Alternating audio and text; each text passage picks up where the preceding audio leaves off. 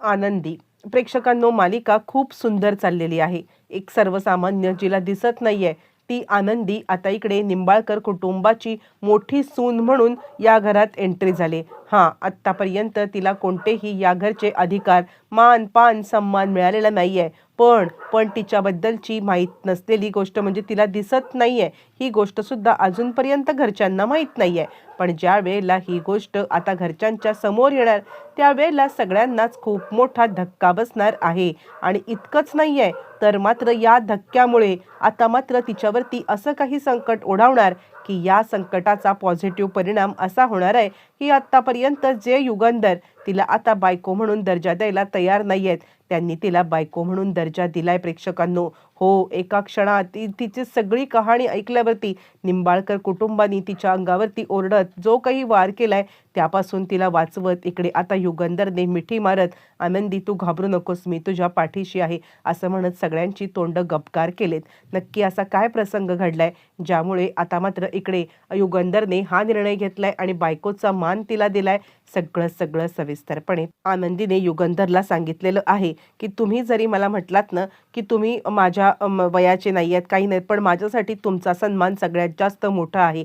माझ्या आबांची अब्रू वाचवून तुम्ही आता माझा जो काही सन्मान केलायत ना ते खरं तर मी कधीच आयुष्यात तुमचं ऋण फेडू शकत नाहीये. आणि त्यासाठी तुम्ही जे काही बोलाल ना ते करायला मी तयार आहे. तुम्ही आता मला म्हटलात की आनंदी तू आता घरी जा, तर मी घरी जायला तयार आहे. आनंदी तू इथे राहा, तर मी इथे राहायला तयार आहे. तुम्ही जे म्हणाल ते आणि तुम्ही जिथे ठेवाल तिथे आता मी राहायला तयार आहे. यावरती युगंधर म्हणतो, असं समजू नकोस की मी या सगळ्यामध्ये तुला आता म्हणजे अशी काहीतरी वागणूक देतोय की ज्याच्यामुळे तुला आता एक नोकराची वागणूक इथे मिळेल. बिलकुल नाहीये. तू या घरामध्ये मालकीणच बनून राहशील, तू या घरची सूनच बनून राहशील. आणि आता या सगळ्यामध्ये उद्याच्या उद्या आपण खरेदीला चाललोय. या घराच्या सुनेला शोभतील असे दागिने, असे कपडे, सगळं आता घेऊन आपण यायचं आहे. आणि काहीही झालं तरी सुद्धा आता इकडे तुझ्या घरच्यांची सुद्धा आता मी उद्या तुझी भेट घडवणार आहे. म्हणजे जे काही एक नवरा म्हणून मी कर्तव्य करू शकतोय ती सगळी कर्तव्य करीन. पण बायकोचा जो खरा अधिकार असतो तो कधीच देऊ शकणार नाहीये. कारण आता मी हा अधिकार फक्त आणि फक्त समिधाला दिलाय आणि त्या व्यतिरिक्त कोणीही ती जागा घेऊ शकत नाहीये. आणि त्यावरती आनंदी सांगायला लागते, बिलकुल नाही, मला आता समिधाताईंची जागा घ्यायचीच नाहीये. काहीही झालं तरी तुमच्या आयुष्यातली त्यांची जागा कधीही बळकवण्याचा मी प्रयत्न करणार नाही म्हणजे नाही. आणि मी हे तुम्हाला वचन देते. असं म्हटल्यावरती आनंदी आता इकडे परत किचनमध्ये जायला निघते. पण त्यावेळेला तिला आता युगंधर सांगत आहे, कुठे चाललात? यावरती आनंदी सांगते, काही नाही, मी आता खाली जात आहे. असं म्हटल्यावरती तो म्हणतो, नाही, तुम्ही आता खाली नाही जायचंय, तू एक काम कर, सगळं आता तुझं सामान घे आणि सामान घेऊन आता या खोलीमध्ये राहायला ये. यावरती ती म्हणते, नाही, मला ताईसाहेबांनी सांगितलंय की त्या नोकरांच्या सोबत आता नोकरांच्या सारखं राहायचं आहे आणि म्हणूनच आता मी तिकडे जाते आहे. असं म्हटल्यावरती मग आता तो सांगतो, नाही, मी ताईसोबत बोलेन, तू इथेच थांब, मी तुझं सगळं सामान आणायला सांगतो आणि उद्याची तयारी कर. उद्या आपल्याला शॉपिंगसाठी जायचं आहे. जे काही तुला आवडत असेल ते सगळं घे किंवा काहीही कर. असं म्हटल्यावरती मग आता आनंदी सांगते, ठीक आहे. आनंदीला त्या बेडरूममध्ये राहायची आता याने परवानगी दिली. बरं, हे सगळं कळ आणि सामानवरती घेऊन जाणारी मेड पाहिल्यावरती इकडे आता शिल्पाचा चेहरा पाहण्यासारखा झालेला आहे. शिल्पा आता चांगलीच चिडलेली आहे. आणि म्हणजे मी आत्ता ह्याला सांगितलं होतं की आनंदी या घरामध्ये राहणार नाहीये किंवा इथे येणार नाही, तरी सुद्धा ह्यांनी आता आनंदीला आपल्या रूममध्ये स्थान दिलं. माझ्या मनाच्या विरुद्ध आता इकडे हा सगळा प्रकार करतोय. म्हणून आता ती खूपच शिल्पा चिडलेली आहे आणि ती सांगते, काय, हिला परच्या रूममध्ये बोलवलंय?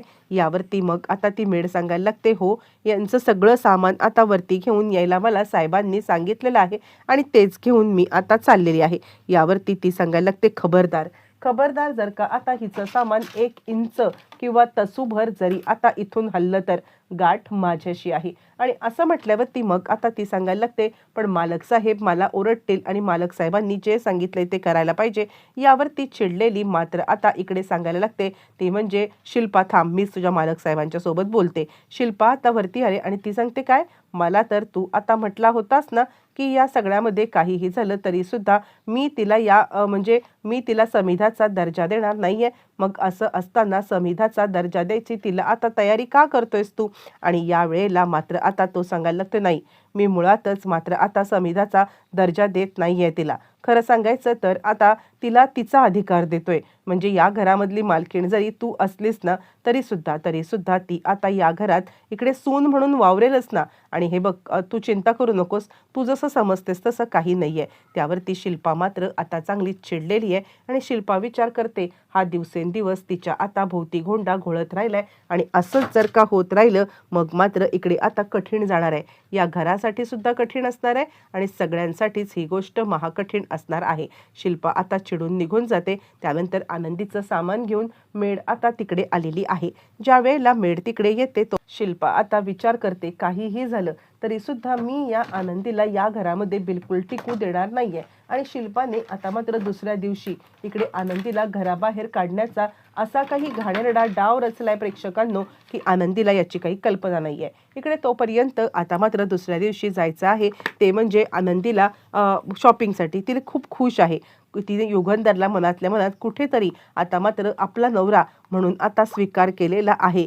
कारण आता युगंधरचं वागणं बोलणं हे तिला इतकं भावलंय की या सगळ्यामध्ये ती आता खूपच खुश झालेली आहे. आणि याच आनंदाच्या भरामध्ये ती आता खरेदी करण्याच्या या आनंदाच्या भरामध्ये धावत पळत ती आता निघालेली आहे.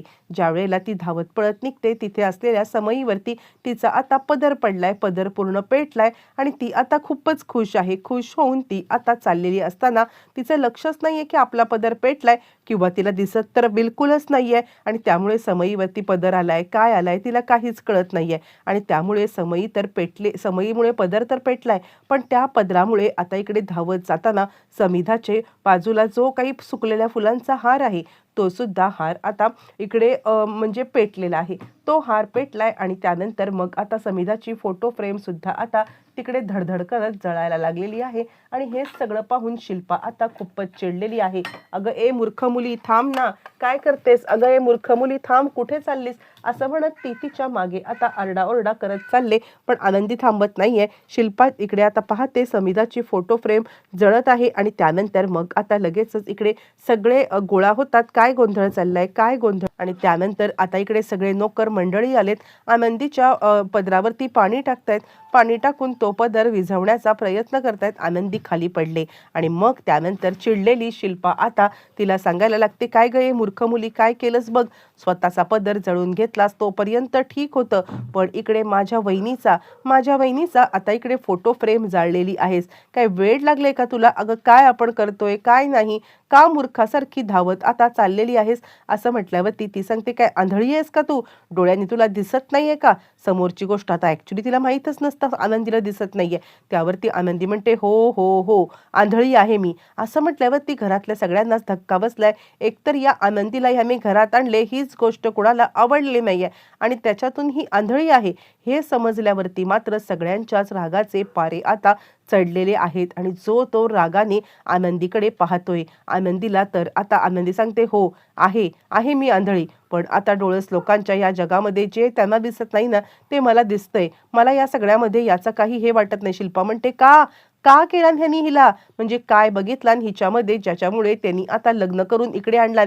युगंधर खाली ये असं म्हणत शिल्पा आता आरडाओरडा करायला लागते. शिल्पाचा आवाज युगंधरच्या रूम पर्यंत पोहोचलेला आहे आणि त्याला कळतच नाहीये. तो ऍक्च्युली शॉपिंगला जाण्यासाठी आनंदीला घेऊन जाण्यासाठी तयार होत असताना हा सगळा आवाज ऐकल्यावरती तो धावत पळत खाली आलाय. आणि त्यावरती शिल्पा सांगते काय झालं? अरे तुझ्या बायकोला दिसत नाही हे आता तू आमच्यापासून गोष्ट इतकी मोठी लपवून ठेवलीस? असं म्हटल्यावरती मात्र आता युगंधर सांगतोय अगं ताई त्याचं काय आहे माहितीये का? त्यासाठी तर आता मी लग्न केलंय ना म्हणजे आता या मुलीला म्हणजे आपल्या मुळातच विद्याधर. आणि त्यावेळेला तो सांगतो तिला आंधळी म्हणू नको. आंधळ्या लोकांना जे कळत म्हणजे डोळस लोकांना जे कळत नाहीये त्या गोष्टी मात्र आता ती स्वतः जाणून घेते, ती स्वतः समजून घेते आणि डोळस लोकांच्या पेक्षा आता ती हुशार आहे आणि त्यामुळे तिला आंधळी म्हणू नको असं म्हणत आता मात्र आनंदी युगंधर तिला जवळ घेतो. रडू नको आनंदी, तुझ्या आंधळेपणाचा कोणीही तुला आता परत हिणवणार नाही आणि खबरदार या घरामध्ये जर का आता आनंदीला या सगळ्याबद्दल कोणी परत बोललं तर असं म्हणत युगंधर तिला आता जवळ घेतोय आणि जवळ घेऊन या सगळ्यामध्ये आता मात्र सगळ्यांची तोंड गप्प करत आहे. पण हे सगळं पाहून धक्का बसलाय तो म्हणजे इकडे आता स्वतः आता इकडे धक्का बसलाय तो म्हणजे शिल्पाला या सगळ्यामध्ये काय करावं कळत नाहीये. हा तर आता पूर्णपणे आपल्या हातातून निघून गेलाय असं तिला वाटत आहे. नक्की पुढे काय घडणार, आनंदीला तिचा अधिकार कसा मिळणार, येणाऱ्या भागात सगळं कळणार आहे.